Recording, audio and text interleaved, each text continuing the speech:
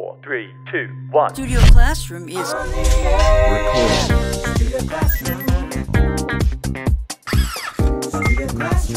stand by.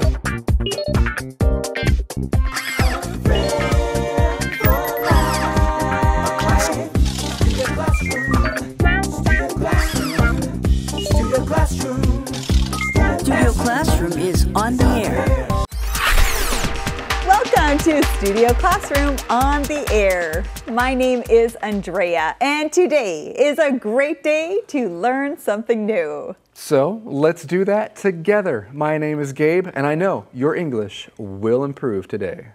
We were just talking about tall buildings around the world. So what are some of the tallest buildings you've been in, Gabe? Well, I mean, living here in Taipei, of course I've been to the 101 several times actually, and it's still one of the tallest buildings in the world.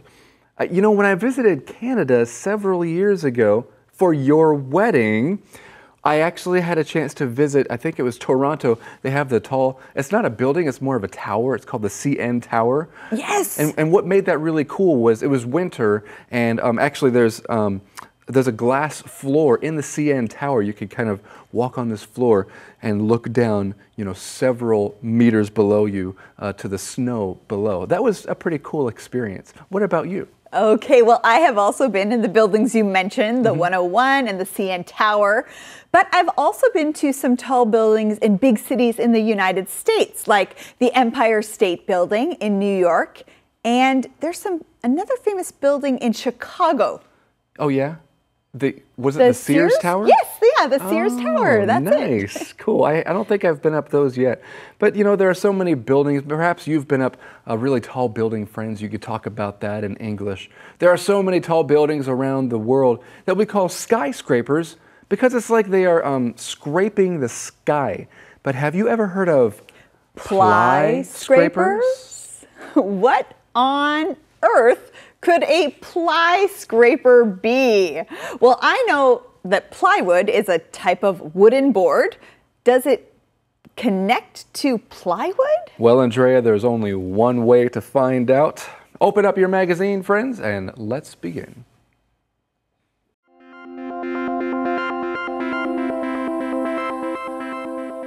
Plyscrapers. Skyscrapers made of wood. Many big cities around the world are characterized by towering structures made of glass and metal. But soon another building material may be added to the list: wood. A recent innovation in the construction industry involves laminating wooden boards.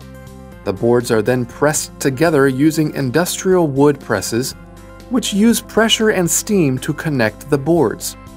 The result is called cross-laminated timber, CLT, an extremely thick plywood that is strong, durable, and fire-resistant. With CLT, people can build larger wooden structures than before. These structures, called Plyscrapers, a word formed by combining plywood and skyscraper, are popping up all over the world.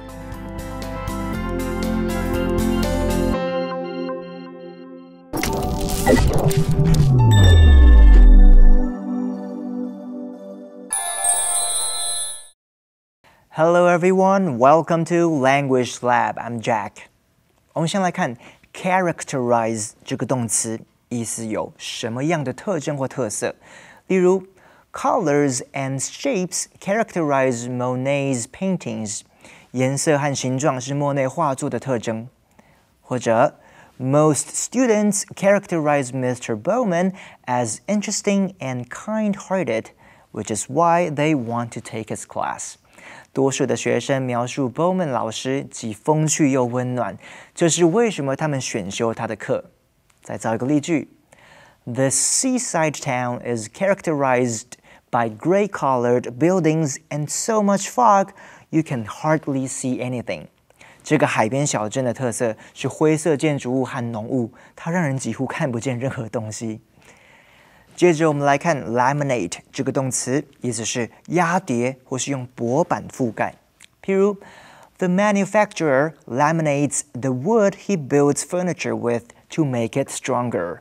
这个制造商把用来做家具的木头压叠起来，使它们变得更坚固。Laminate 的过去分词是 laminated， 可以当形容词用，意思是层压的。譬如 Many companies now sell laminated furniture for a lot less than furniture made of solid wood. 很多公司现在都卖层压板家具，价钱比实木家具便宜很多。Laminate 也可以当名词，意思是层压的材料。譬如 Maureen put a wood grain laminate on her kitchen counter to cover up the ugly green color it had been. Maureen 把一片有木纹的层压板放在厨房的流理台上，来遮掉原先很丑的绿色。All right, let's get back to our teachers. Well, those language labs are always characterized by a variety of cool examples. Thank you, Jack. Let's get right into skyscrapers. Yeah, I want to say skyscrapers, even though we're talking about Plyscrapers, because of course they are related. Plyscrapers are skyscrapers made of wood. And Andrea, there's something special about this word Plyscraper, right? There is. Gabe, can you tell us what that is? Yeah, it's like two words combined to make one word. As this section talks about combining plywood and skyscraper, we call these types of words portmanteaus. Now, what do you think about that? I think that's a fun word to say, a portmanteau or portmanteaus. Now, friends, can you think of another word that is like this, where you take two words and blend those sounds together? Ooh, I thought of one. Yeah, Andrea? The word brunch. You take the word breakfast and lunch and put it together to make brunch. Okay, let's play a little bit of a game here, because that's brunch, breakfast, and lunch. We're going to name some words, and then maybe you can guess what words they combine, why they are portmanteaus, okay? What about the utensil spork? That would be a spoon and a fork. Excellent. A spork. Excellent. What about, I like to think of my job as doing edutainment. So you are taking education and entertainment and putting it together. Gabe, I have one for you. Okay, Andrea, go ahead. What is smog? Smog. Oh, that's a portmanteau? That's a portmanteau. Would that be smelly frog? Huh? Okay. Well, no, Gabe, I appreciate your effort, but smog is actually smoke and fog. Smog. Of course, smoke and fog. Oh, here's one more for you, Andrea. Okay. Pokemon. Do you know what that is? You know that Pokemon's actually a portmanteau? Oh, really? Yeah. Oh. Of a kind of creature you can put inside your pants? Pocket. Pocket? A pocket monster? That's right. That's it? That's it. That's kind of where the term Pokemon came from. Friends, can you think of any other portmanteaus? They are kind of fun English words. You know, there's something else from our lesson that we really should talk about in this first sentence, and that is the phrase made of, okay? These towering structures are made of glass and metal. That's different from the phrase to be made from. We just wanted to talk about that real quick. If it's made of something, that means the original material has not gone through a major change. However, if it's made from something, the original material probably has gone through some kind of a change. That's why we could say this chair is made of wood, but this paper is made from wood. Well, let's continue our article, but soon another building material may be added to the list. Wood. A recent innovation in the construction industry involves laminating wooden boards. Now, this is very interesting to me because when I think of laminating, I don't think of wooden boards. No, I think of a picture like this. This is a picture of my great-grandmother holding me, and something special about this picture is my parents decided to laminate this picture. You can see what looks like plastic around the edges. Sometimes people laminate pictures or other documents as a way of protecting them. But of course, our lesson indicates that you can laminate things like wooden boards. We see this cross-laminated timber. Okay, well, we do have more to learn about this a little bit later, but right now, let's go to the info cloud.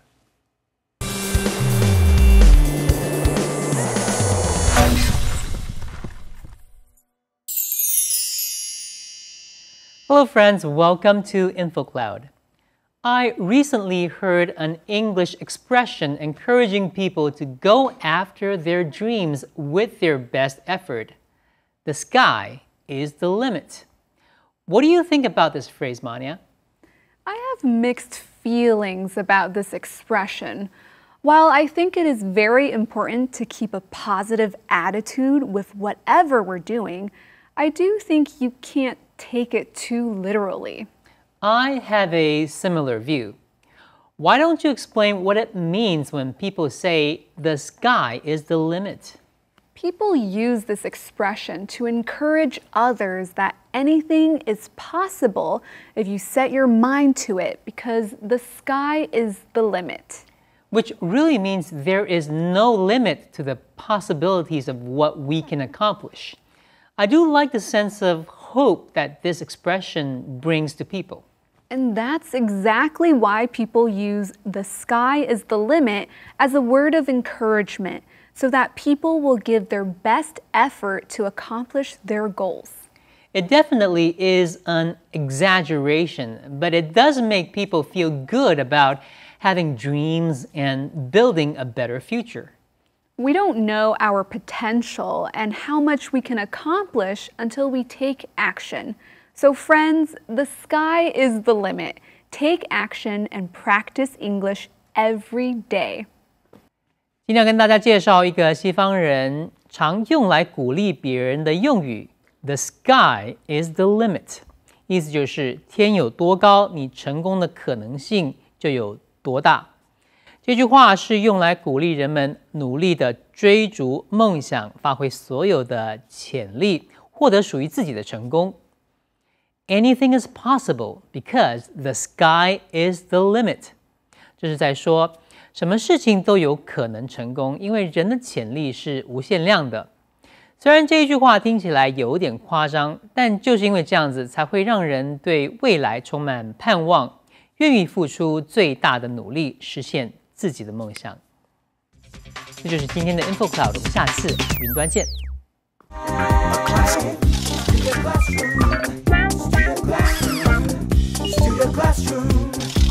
Studio Classroom is on the air. Welcome back, everyone. It's great to see you again. All right, I'm back. Gabe, I see that you're carrying wood. Yeah, that's right, Andre, because I am going to build a Plyscraper. Gabe, I think you need plywood to build a Plyscraper. It's okay. I can turn this timber into plywood. No problem. Okay, but it needs to be fire resistant. I'm glad you brought that up, Andrea, because there's only one way to find out if it's fire resistant or not. And that is... Gabe, we can't have fire in the studio. Right. So what am I doing? Well, why don't you lead us into the next part? Okay, friends, let's go into the next part. Okay, give me the...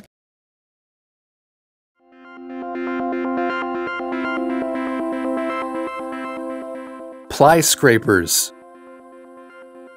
Already, Vancouver, Canada has a 19-story Plyscraper, and Vienna, Austria and Milwaukee, USA have 24-story and 25-story Plyscrapers respectively.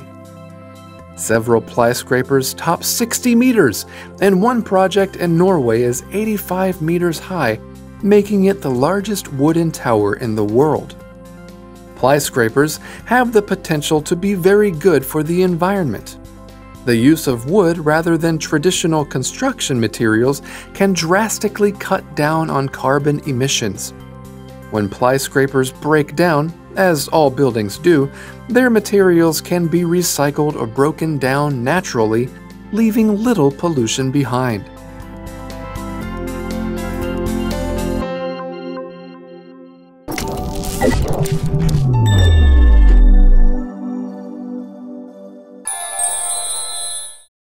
Alright， 接着我们来看 drastically 这个副词，意思是彻底的、大大的。譬如 Our company had to drastically cut its budget last year. 我们公司去年必须大幅删减预算。再来看一句 Walking down the street, Amy and Carter looked drastically different because she was in a coat and hat while he was in a light jacket and shorts. Amy 和 Carter 走在街上，两人看起来迥然不同。Amy 穿大衣又戴帽子 ，Carter 只穿了一件薄夹克和短裤。Drastically 的形容词是 drastic， 譬如 Our company made drastic cuts in its budget last year. 我们公司去年大幅度的删减了预算。最后再来看 break down 这个片语动词，意思是毁坏或是故障。例如 After the tower broke down, the construction company recycled the materials and built a gymnasium. 这座高塔倒塌之后，建设公司回收高塔的建材，用来盖了一座体育馆。或者是 Nate's car broke down, so he had to have it fixed at the nearest car garage. Nate 的车子故障了，他必须到最近的修车厂去修车。Break down 也有情绪失控、崩溃的意思。例如 Sophia broke down and cried when she found out that her best friend was moving to another city. Sophia 发现她最要好的朋友要搬到别的城市去的时候，就情绪失控哭了起来。All right, let's get back to our teachers. Thank you so much, Jack, for breaking down those words for us. That's a great use of that term as well. Well, we continue here. Already, Vancouver, Canada has a 19-story Plyscraper, and Vienna, Austria, and Milwaukee, USA have 24-story and 25-story Plyscrapers, respectively. That was kind of a long sentence, but we want to take a look at the word at the end there, and that is the word respectively, okay? We use this word and it means separately, so referring to those things separately or individually in the order that was already mentioned. So you could say Christian and Jonah are 22 years old and 20 years old, respectively. From that example sentence, Andrea didn't need to say Christian is 24 years old and Jonah is 20 years old. But from her sentence, I can tell that Christian is 24 and Jonah is 20. That's right. Right? She doesn't need to keep repeating all the facts. She just needs to use the word respectively. It's kind of a fast way of communicating something that you already talked about. Well, we read on here, several Plyscrapers top 60 meters, and one project on Norway is 85 meters high, causing it or making it the largest wooden tower in the world. Now, the use of the word top here, it means to go above. It's used as a verb, okay? Several Plyscrapers top 60 meters. Wow, 60 meters. Gabe, that is a towering tower. Yeah. That's huge. I mean, incredibly tall. That's a great way to use the word tower as well, right?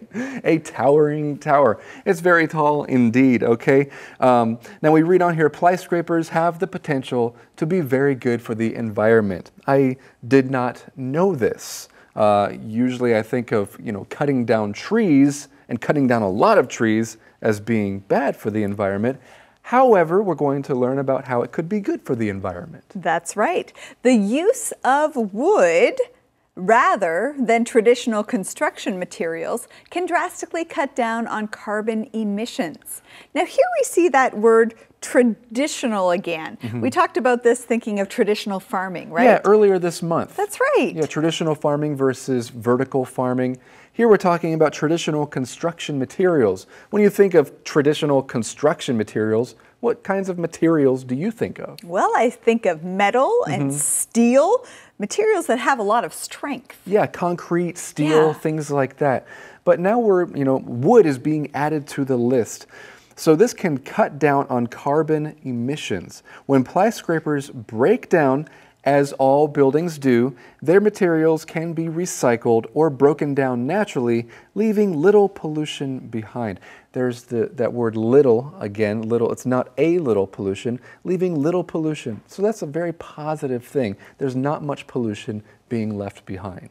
Right, and let's jump back to their materials can be recycled or broken down naturally. Now another word for breaking down would be biodegradable. That means it's not on Earth for a long time. It will biodegrade or break down on its own. That's right. If something is biodegradable, it can be broken down in nature, okay, without the help of people. Well, we did learn a little bit about a building in Vancouver. Let's have some fun with today's SC Travel.